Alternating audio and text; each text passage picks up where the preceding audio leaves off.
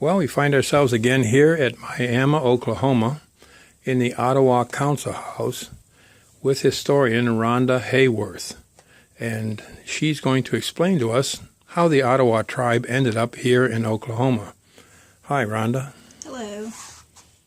Well, originally the Ottawas were up here in the Canadian area, and some of the wars with the Iroquois and other tribes, we were moved downward, and we came down here to Michigan, upper Michigan area, and kind of broke off some different bands in that area. Now, about what year would that be in, you think? That's in the late early 1600s. Okay.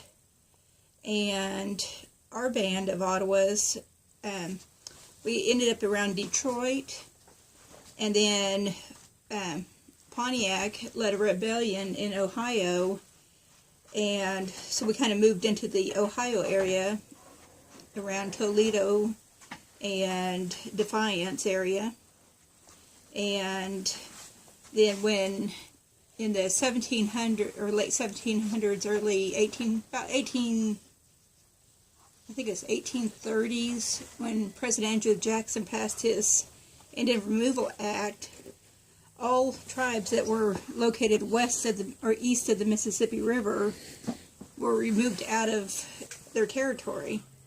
And since we were the only band of Ottawas that was east of the Mississippi River, they moved us out of Ohio, and they gave us land over here right south of Kansas City in Ottawa, Kansas.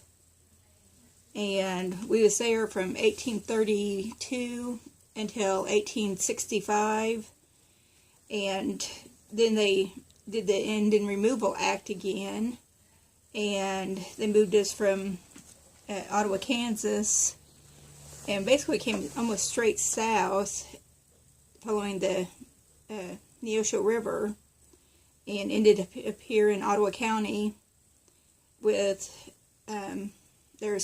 right now there's 12 other tribes in this county, and all the tribes in this county, except for 2 of them, all came from the Ohio area,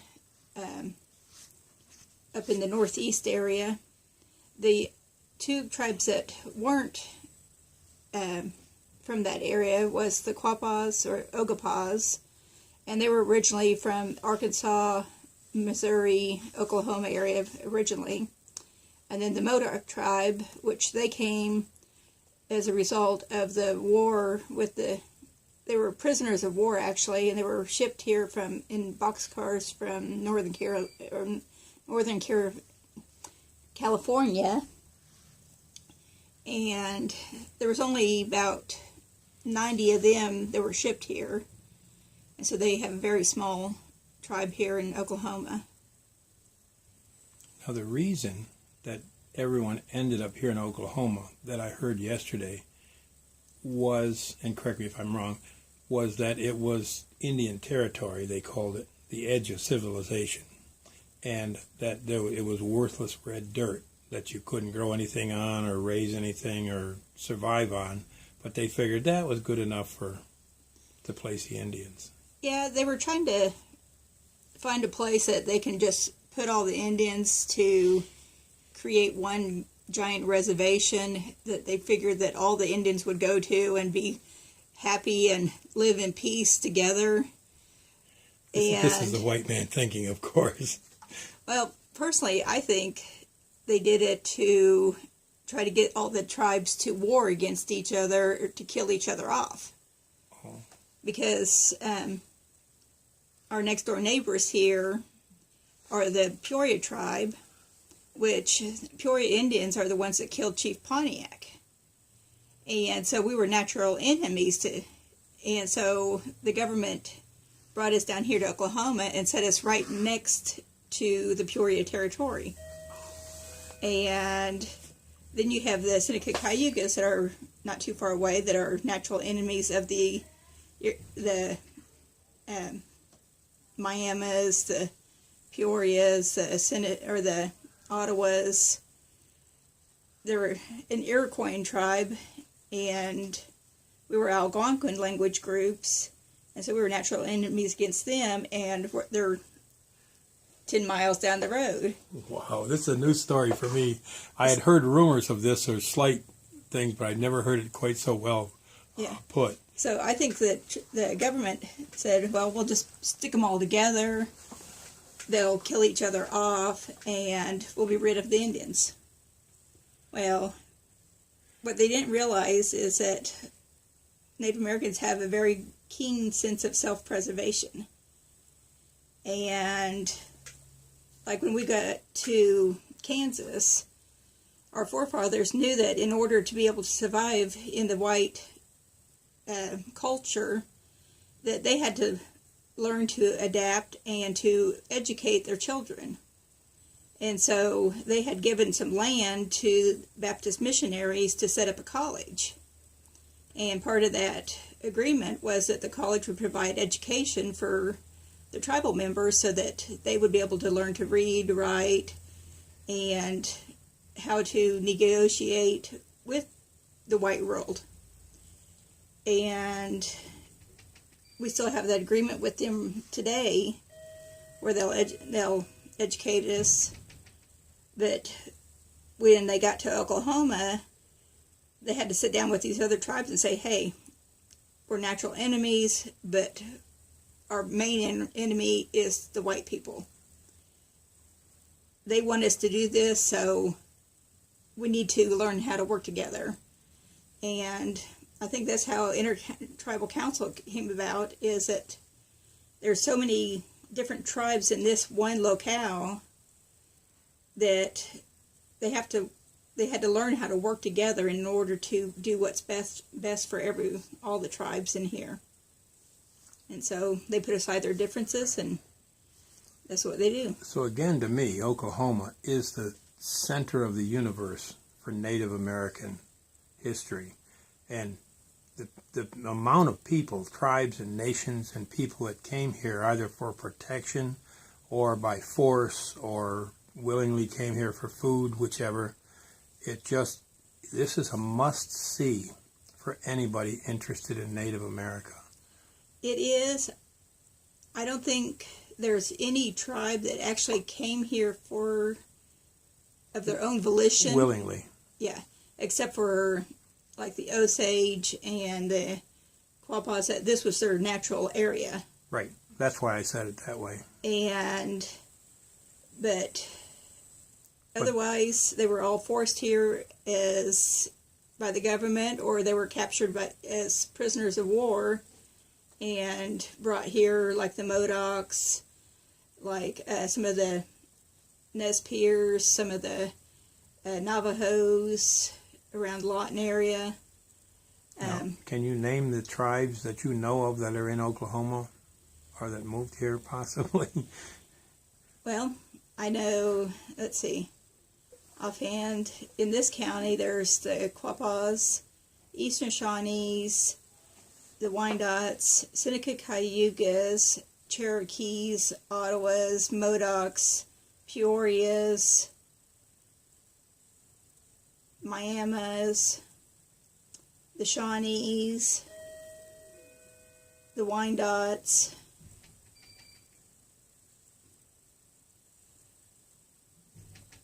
I think that's all of them in this little county. So the Quapaws and the locals that were here already woke up one morning and the whole world is camping in their backyard, right? Or their front yard, actually. Yes. With no choice. Right. And what quantity of people do you think at that point in that Indian relocation program you think ended up here in this part of Oklahoma? I know with the Ottawas, they had, out of Ohio, they had removed about 500 Ottawa tribal members. When they got to Kansas, they had, after, I think it was 10 years, they were down to 90 tribal members.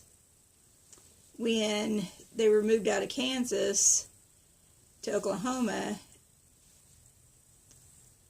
there was 150 that was moved from Kansas to Oklahoma, And within 5 years, they were down to about 90 again. And the end of the Trail of Tears is Oklahoma. Yes. Where do you feel that ended? Where that ended. Yeah, it started in the Carolinas. And it ended here, really. Well, that was for the Cherokees. Yeah. Every tribe has their Trail of Tears. And like I said, ours was started in Ohio, went to Kansas, and then where the Cherokees, they went from Carolina to here. They left us in Kansas for 50 years where we thought we was safe again, and then they uprooted you and moved you on. So when you start in northern Canada Mm-hmm. and you end up in Oklahoma, how many people do you think started and how many made it? Well, like I said, when they moved them out of Ohio, there was 500.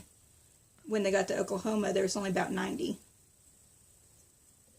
And if you go back through all the removal records, they start them out in March or April.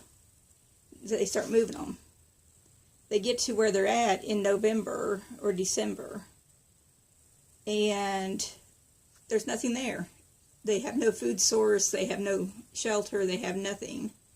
And they were allowed to leave. They leave full homes and producing farms, ranches, Yeah. houses, businesses, Mm-hmm. and they get to leave with what? Just what whatever they can carry. in their hands. Yeah. And there were no beasts of burden. There was no wagon train. There was no railroad that No. carried them. They walked. Yes. So your people started somewhere up here originally? Originally around the Ontario area. And their Trail of Tears ended up way down here. Yes. Wow. Wow. And there's still some bands of Ottawas in Michigan and Wisconsin. There's one in Canada still on a unceded reserve, and for the longest time, the Ottawa tribe here, we didn't know that there was other Ottawa tribes left in the country, and they didn't know that we was here. And so, well, just like you said in one of the other interviews, the importance in your life should be information. yeah. Well, I thank you very much. This is incredible, and it reaffirms my thought that Oklahoma is a must-see, and it's the heartbeat of Native America. It is, but when you get here, don't expect to see people in their buckskin and their feathers just walking around. That's exactly right. We look like everyone else.